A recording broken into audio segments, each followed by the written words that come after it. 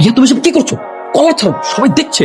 সবাই দেখো, তোমার মতো বাটপারকে সবার দেখা উচিত। তোমার সাহস হয় কি করে তুমি আমার বাবার কাছে আমাকে বিয়ের প্রস্তাব দাও? হ্যাঁ, কি হচ্ছে এসব ম্যাডাম? আপনার সাহস কি করে হলো স্যারের গায়ে হাত তোলার? আপনি চিনেন ওনাকে? জানেন উনি কত বড় কোম্পানির মালিক? কেমন তো আপনারা? এই আপনারা দুজন ভিতরে আসছেন কেন? কেন আসছেন? আজকের পর থেকে তোমার এই চেহারাটা যদি আমি দেখি না, আমি তোমাকে খুন করবো বলে গেল। স্যার আসবো? বলুন সাহেব। হ্যাঁ প্লিজ কাম ইন। স্যার আজকে যে অনাকাঙ্ক্ষিত ঘটনাটা ঘটলো স্যার, শামসুল সাহেব এবং আমি এটা কোনো মতো মেনে নিতে পারছি না। কত মেয়ে আপনার পিছনে পড়ে স্যার, অথচ সামান্য একটা মেয়ে এরকম একটা ঘটনা ঘটালো, এটা স্যার আমি কোনো মতো মেনে নিতে পারছি না। স্যার যদি কিছু মনে না করেন কাহিনীটা শেয়ার করা যাবে? শুনতে চান আপনারা? এটা আপনি কি করলেন? এটা আপনি কি করলেন? Sorry sorry, I am sorry. আর কিসের সরি? আজকে আমার ইন্টারভিউ ছিল, আমি অনেক কষ্ট করে আমার বন্ধুর কাছ থেকে একটা শার্ট ধার করছিলাম। আমার বন্ধুর শার্টটাও গেল, আমার ইন্টারভিউ গেল। ও আজকে আপনার ইন্টারভিউ ছিল? তো দেখে বুঝেন না আমার কি ছিল? আমি এই গেটাপে ফাইল নিয়ে কোথায় যাচ্ছিলাম? ইন্টারভিউ দিতেই তো যাচ্ছিলাম। আপনি আমার এই বন্ধুর শার্ট আর ইন্টারভিউ দুটোই 12টা বাজাই দিচ্ছেন। আমি এক্সট্রিমলি সরি। আচ্ছা কি করা যায়?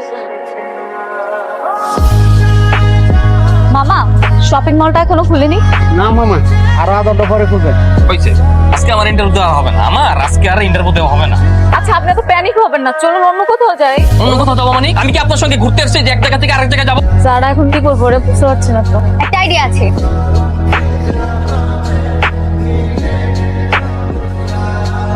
এই শোনো, স্ট্যান্ড আপ। আপনি মেয়েদের শার্ট পরে ইন্টারভিউ দিতে এসেছেন কেন? আসলে স্যার ইন্টারভিউতে আসার জন্য ভালো কোনো শার্ট ছিল না, তাই আমি আমার বন্ধুর কাছ থেকে একটা শার্ট ধার করে আসছিলাম। কিন্তু আসার সময় একটা মেয়ে ভুলবশত আমার শার্টে কফি ঢেলে দেয়। তারপর স্যার আমি অনেক শপিং মলে খুঁজেছি, কিন্তু কোনো শপিং মল ওপেন ছিল না। যাতে লেট না হয় ওই মেয়ের শার্ট পরে চলে এসেছি। বুঝতে পেরেছি, একটা শার্ট গায়ে দিয়ে যে ইন্টারভিউতে আসতে পারে না সে আবার চাকরি প্রত্যাশী। ইউমেন প্রণাম। আই এম এক্সট্রিমলি সরি, আমার জন্য আপনার জবটা হলো না। না না, আপনি সরি বলছেন কেন? আপনার জন্য কোনো কিছু হয়, আমার কপাল খারাপ তাই আমার জব হয়। আর আপনার ওই শার্টটা তো এখনো ফেরত দেওয়া হয়, আমি কালকে বাসায় গিয়ে তুই তারপর ফেরত দিয়ে দিব। না না, ওটা ফেরত দিতে হবে না। দেখুন আমি আপনার সঙ্গে বেশিক্ষণ কথা বলতে পারছি না, কারণ আমার প্রচন্ড ক্ষুধা পেয়েছে। আমি সকাল থেকে কোনো কিছু খাইনি। আমি এখন ওই পাশের চার দোকানে কলার পাউরুটি খেতে দেবো। আপনি চাইলে আমার সঙ্গে যেতে পারেন। শিট, আমিও না আপনার সাথে কথা বলতে বলতে ভুলেই গিয়েছি। আচ্ছা একটা কাজ করি, চলুন আমরা কোনো রেস্টুরেন্টে যাই। না না, রেস্টুরেন্টে যেতে পারবো না, আমার কাছে রেস্টুরেন্টে যাওয়ার মতো টাকা পয়সা নেই। না না, আপনি শুধু শুধু টেনশন করছেন। আমি আছি না, আমি খাওয়াবো আপনাকে। কেন আপনি খাওয়াবেন কেন? আমি কি আপনার কাছে খেতে চেয়েছি? আমি কারো কাছে ঋণী থাকতে চাই না। তাতে কি হয়েছে? আজ না হয় আমি আপনাকে খাওয়াই, আপনি অন্য একদিন খাইয়ে দিবেন। কি ঠিক আছে? মা জানো, আজকে একটা ছেলের সাথে পরিচয় হয়েছে। ছেলেটা খুব ইনোসেন্ট। তুই কি করে বুঝলি যে ছেলেটা ইনোসেন্ট? আজকালকার ছেলেরা মেয়েদেরকে ইমপ্রেস করার জন্য কত কিছু করে, কত শো অফ করে, মিথ্যা বলে, কিন্তু ছেলেটা পুরো উল্টো। আজকাল ইনোসেন্ট ভাব ধরে থাকাও এক ধরনের শো অফ। ওই ছেলেটা তোকে পটানোর জন্যই ইনোসেন্ট ভাব ধরেছে। খবরদার বলছি, এই ধরনের ছেলেদের কাছ থেকে দূরে দূরে থাকবি।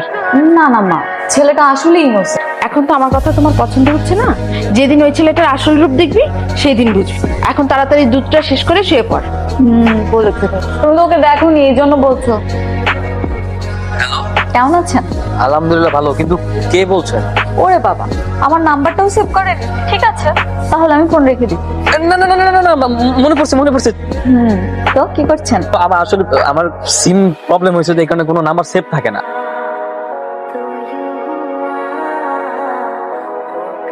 জানো নেহা, এই যে কত ইন্টারভিউ দিলাম, কত চেষ্টা করলাম, তারপরও না কোনোভাবেই না চাকরিটা হচ্ছে না। আমার কেন জানি মনে হচ্ছে আমার কপালে হয়তো কোনো চাকরি। আচ্ছা, তুমি কোন সাবজেক্টে পড়াশোনা করেছো?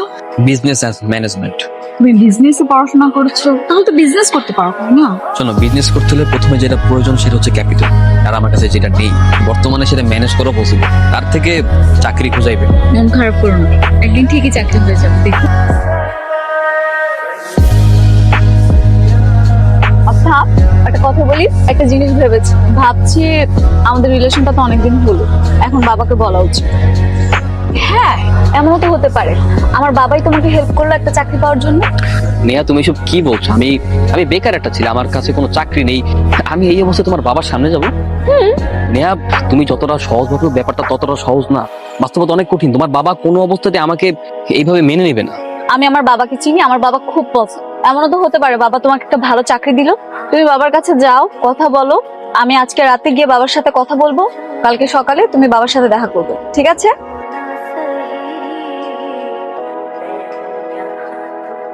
বাবা রুদ্র, বাবাকে সালাম দাও।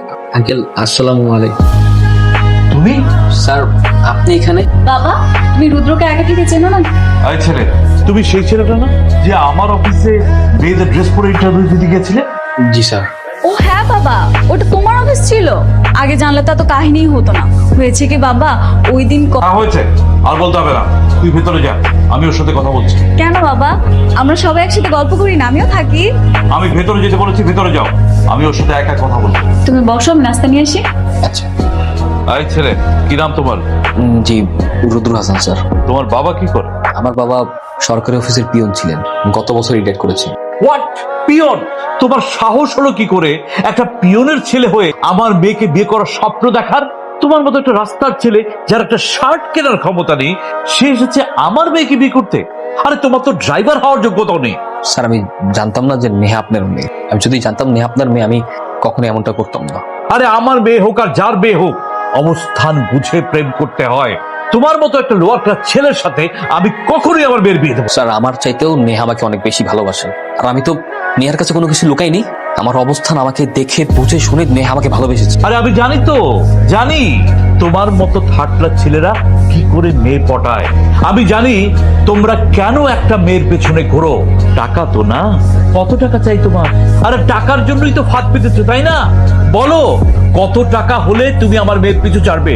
আরে বলছো না কেন, বলো। 10 লাখ। 10 লাখ? 10 লাখ টাকা। আপনি আমাকে 10 লাখ টাকা দিন, আমি আপনার মেয়ের পিছু ছিলাম। জানতাম, বলেছিলাম না এদের মতো ছোট লোকরা টাকা ছাড়া আর কিছু চেনে না। টাকার জন্যই আমার মেয়ের পিছনে ফাঁদ পেতেছে। টাকা তো না? দাঁড়াও, আমি তোমাকে 10 লাখ টাকাই দিই। এই রে, তোমার 10 লাখ টাকা। এরপর যদি আমার মেয়ের আশেপাশে তোমার টিকিটাও দেখি, তাহলে মনে রেখো কিন্তু। এতগুলো টাকা? বাবা, মা, এখানে কি হচ্ছে? আমি তো কিছুই বুঝতে পারছি না। কি আর হবে, তোর ভালোবাসা 10 লাখ টাকার বিনিময়ে বিক্রি হয়ে গেছে। এই ছেলের উদ্দেশ্যই তো ছিল টাকা। রুদ্র, বাবা মা যা বলছে তা কি সত্যি? সত্যিটা তো চোখের সামনেই দেখতে পাচ্ছ। এইসব ছেলেদের কাজই হলো টাকার জন্য বড়লোক মেয়েদের পেছনে ফাঁদ পাতা। কি হলো, টাকা পেয়েছো না? বসে আছো কেন? যাও, গেট আউট। কান্না করছো কেন নেহা? কান্না করো। আরে আমি কোনো ছেলে হলাম নাকি যার জন্য তুমি কান্না করছো? সামান্য কয়টা টাকার জন্য আমাদের ভালোবাসা তুমি এভাবে বিক্রি করে দিতে পারলে রুদ্র? না নেহা না, সামান্য টাকা না। টাকা কখনো সামান্য হয় না, টাকার গুরুত্ব অনেক। এখানে 10 লাখ টাকা আছে, 10 লাখ টাকা সামান্য না। এই 10 লাখ টাকা আমার এখন অনেক প্রয়োজন, অনেক। তোমার টাকাগুলো আমার থেকেও বেশি প্রয়োজন ছিল, তাই না? টাকার জন্য এতদিন তুমি আমার সাথে নাটক করছিলে, তাই না? টাকা পেয়ে গেছো না? আজকের পর থেকে তোমার এই মুখটা আমাকে আর কখনো দেখাবো না। বের হয়ে যাও, বের হয়ে যাও বলছি। স্যার মানে আপনার অতীতে এত ইতিহাস স্যার? স্যার আপনি মানে এটা কত বছর আগের ঘটনা স্যার? বেশি না, 3 বছর। 3 বছর? মানে 3 বছরে আপনি একজন সফল মানুষ হয়ে গেলেন স্যার। তার থেকে বড় কথা স্যার, আপনি কি এর মধ্যে ম্যাডামের সাথে আর যোগাযোগ করার চেষ্টা করেননি? ফজল সাহেব, এবার কিন্তু আপনারা বাড়াবাড়ি করছেন। সব কথা যদি আপনাদেরকে বলে দিই তাহলে ওকে কি বলবো? হ্যাঁ, তার মানে আপনি আবার ম্যাডামের সাথে দেখা করবেন? এটা কি করে সম্ভব? এই ছেলে সেই ছেলে? হ্যাঁ বাবা। না না, আমার মনে হয় তোর কোথাও ভুল হচ্ছে। সেই বিখ্যাত এনআরবি কোম্পানির সিইও, এটা কি করে সম্ভব? এমনও তো হতে পারে সে তোমার সাথে মিথ্যা বলছে। ও এনআরবি কোম্পানির মালিকই না।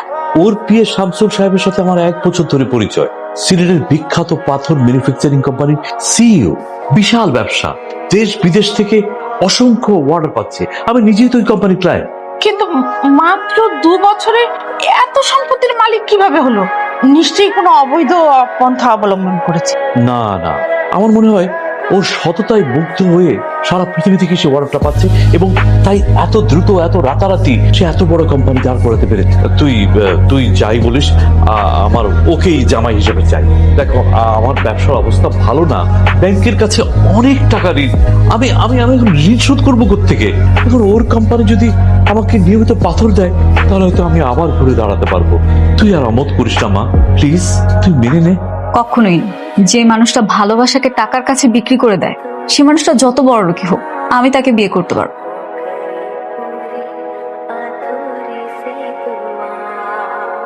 টাকা? হ্যাঁ টাকা। আপনার কাছ থেকে আমি 10 লক্ষ টাকা নিয়েছিলাম, মনে আছে? সেই 10 লক্ষ টাকা আজকে সুদে আসলে 20 লক্ষ টাকা, সেটাই আপনাকে ফেরত দিতে এসেছি। মানে এসবের কি দরকার ছিল? দরকার আছে, দরকার আছে। আপনার মনে পড়ে আজ থেকে 3 বছর আগে আপনি আমাকে বলেছিলেন এই ফকিরের বাচ্চা যেন আমার চোখের সামনে না আসে। হ্যাঁ, তখন এই ফকিরের বাচ্চাটার কোনো টাকা পয়সা ছিল না, তাই কোনো সমাধান ছিল না। আজকে সেই ফকিরের বাচ্চাটাই বলি, যার কাছে টাকা পয়সা কোনো কিছুর অভাব নেই, তাই তো তার আজকে এত সমাধান, এত গ্রহণযোগ্যতা। ইভেন কি আপনার মেয়ের জামাইও বানাতে চাচ্ছেন, তাই না? সবকিছু তো টাকার জন্য, সবকিছুর মূল্য তো টাকা, তাই না? আমি আসলে সেদিন বুঝতে পারিনি। একদিন তো আমারও সব ছিল, টাকা পয়সা অর্থ সম্পদ সব ছিল, কিন্তু আজকে এই দেখো, আমি কিন্তু পথের ফকির। আর তুমি? এসব কথা বাদ দিই, পুরোনো কথা বলে লাভ। শুনলাম আপনারা কি ব্যাংক থেকে অনেক টাকা ঋণ করেছেন এবং ঋণ নাকি পরিশোধ করতে পারছেন না, তাই টাকাগুলো নিয়ে এসেছি। আর যদি কোনো প্রয়োজন হয় আমাকে জানান। স্যার, বিয়ের বিষয়টা কি হবে? বিয়ে তো হবে, অবশ্যই হবে, আমাদের কোনো অহমত নেই, আমরা রাজি। মা তুই বল, তুইও রাজি? তোমরা রাজি হলে আমি রাজি না। তোমরা হয়তো বা মানুষকে টাকা দিয়ে বিচার করতে পারো, কিন্তু আমি সবসময় সততার ভালোবাসা দিয়ে মানুষকে বিচার করি। কথাটা মনে রেখো বাবা। আচ্ছা নেহা, এইভাবে চুপচাপ দাঁড়িয়ে থাকলে হবে? তুমি আসার পর থেকে একটা কথাও বলছো না, তাহলে এসে লাভটা কি? কিছু তো বলো। আমি তোমার সাথে কোনো কথা বলতে চাচ্ছি না। আচ্ছা ঠিক আছে, আমার সাথে কথা বলতে হবে না নেহা, তুমি শুধু দেখো আমাকে অ্যাটলিস্ট। তুমি আসার পর থেকে আমার দিকে একবার তাকাও নয় পর্যন্ত। নেহা তুমি দেখো আমি কি পরে আসছি। হ্যাঁ তুমি দেখো না একবার। হ্যাঁ নেহা দেখো, আমি তোমার শার্ট পরে আসছি, কি আমাকে ফানি লাগতেছে না বলো? এবার তো অন্তত হাসো। নেহা তোমার এই শার্টটার কথা মনে আছে? এই শার্টটা তুমি আমাকে আমাদের দেখার প্রথম দিন দিয়েছিলে আমার চাকরির ইন্টারভিউর জন্য। নেহা আমি আজকে 3 বছর পরে ওই শার্টটা যত্ন করে রেখে দিয়েছি। আমি চেঞ্জ হই নাই নেহা, আমি তোমার রুদ্র চেঞ্জ হয় নাই মোটেও। সেদিন তুমি আমাকে কেন ধোকা দিয়েছিলে? নেহা আমি তোমাকে ধোকা দেই নেই, আমার হাতে কোনো অপশন ছিল না। কি বলতাম আমি যদি সেদিন তোমার বাবাকে বলতাম যে আমি নেহাকে বিয়ে করতে চাই, আপনি প্লিজ দয়া করুন আমার নেহার সাথে বিয়ে দেন, তোমার বাবা আমাকে তোমার সাথে বিয়ে দিত? এতই সোজা? না নেহা, কোনোদিনও দিত না, কারণ তোমার বাবা আমাকে স্পষ্ট বলে দিয়েছিল যে সে মরে গেলেও নাকি তোমার সাথে আমার বিয়ে দেবে না। সেই জন্য তুমি আমার ভালোবাসাকে টাকার কাছে বিক্রি করে দিবে? না, আমি ভালোবাসা বিক্রি করি নাই, আমি তোমার আর আমার ভালোবাসা তোমার বাবার কাছে বন্ধক রেখেছিলাম। বন্ধক? ভালোবাসা কি বন্ধক রাখার জিনিস? নেহা আমি নিরুপায় ছিলাম, আমার হাতে কোনো অপশন ছিল না, তাই আমি বুদ্ধি করে তোমার বাবার কাছ থেকে টাকাগুলো লোন হিসেবে নিই, যা সেদিন সুদে আসলে তোমার বাবাকে ফেরত দিয়ে আসি। এই কথাটা তুমি একবার অন্তত আমাকে জানাতে পারতে। আমি জানতাম একদিন সত্য আর পরিশ্রমের জয় হবে, আমার নেহা আমার হবে। দেখছো নেহা, অবশেষে সত্যের জয় হয়েছে। এখন দেখো আমার কাছে সবকিছু আছে। শুধু আমি নেই, কারণ তোমার কাছে আমার থেকে টাকাটাই বড়। তুমি তোমার টাকা নিয়েই থাকো, আমি এই রিলেশনটা কখনো প্যাচ আপ করতে পারবো না। নেহা, মামুনি তুই এমন করিস না মা। দেখ, দেয়ালে আমাদের পিঠ ঠেকে গেছে। মিস্টার জামান চৌধুরী, আপনার নামে ওয়ারেন্ট আছে। আপনি ব্যাংক থেকে বড় অ্যামাউন্টের একটা লোন নিয়েছিলেন, যা বিগত 6 মাস সময় নিয়েও আপনি পরিশোধ করতে পারেননি। এজন্য ব্যাংক কর্তৃপক্ষ আপনার বিরুদ্ধে অভিযোগ। আপনাকে এখন আমাদের সাথে যেতে হবে। Just a minute. Hello mister. আরে মিস্টার রুদ্র সাহেব, তরুণদের আইডল, সমাজের একজন বিশিষ্ট ব্যক্তিত্ব, কিন্তু আপনি হঠাৎ এখানে? উনি আমার শ্বশুর। ও আচ্ছা।